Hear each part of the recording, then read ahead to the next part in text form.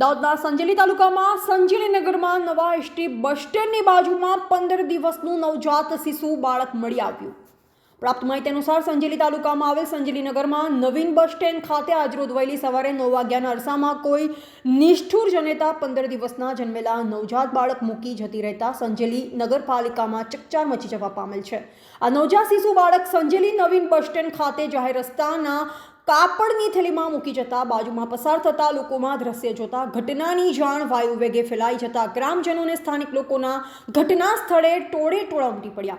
ઘટનાની જાણ સ્થાનિક પોલીસને કરવામાં આવતા સ્થાનિક પોલીસનો કાફલો ઘટના સ્થળે પહોંચ્યો અને નવજાત બાળકને આવી હાલતમાં મૂકી જનાર અજાણ્યા ફરાર થઈ ગયેલ વ્યક્તિ વિશે તપાસ હાથ ધરી છે.